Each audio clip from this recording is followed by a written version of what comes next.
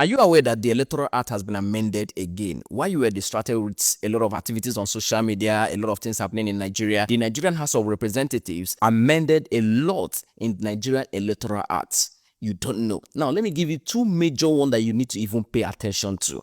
Let me explain. Now, one of the major things that was changed, amended in the Electoral Act is that certificate forgery is no longer a ground for filing election petition against a candidate. Let me explain that one because you need to really pay attention. Certificate forgery is no longer a ground to file a petition against a candidate in election. Let me break it down so that you understand. So after election or during election, certificate forgery, you cannot sue somebody, say, oh, no, this person in WAEC result was forged. Oh, in secondary school certificate was forged. Or in NYC certificate is forged. Or this and that is no longer a ground. So when you go to court saying that I want to sue so person because his certificate was forged, the court will tell you that according to the Electoral Act as amended in 2026 is not a ground that you can file a petition against a candidate again. So it has been removed.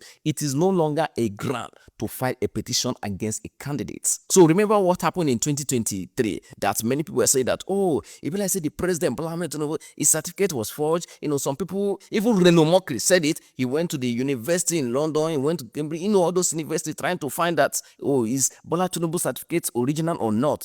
In 2026, it has been amended, meaning that in 2027, it will no longer be a ground to file a petition against Tinubu or anybody who forged certificates, meaning that I can just wake up tomorrow and forge a certificate of Cambridge, Oxford, any university that I feel like I imagine to go to, forge the certificate and give it to INEC, and you cannot sue me or petition me for forging that certificate. That is what it simply means. And secondly, you cannot belong to more than one party. It is now a criminal offense if you belong to more than one party. Let's say, for example, you are in Labour Party and, because you see that, Labour Party don't they shake, you now move to ADC without resigning or denouncing your membership in Labour Party. Or you move from APC to ADC without denouncing your membership in APC. So if they found out that you are in more than one party, meaning that you are in two parties, you belong to two parties, it is now a criminal offense.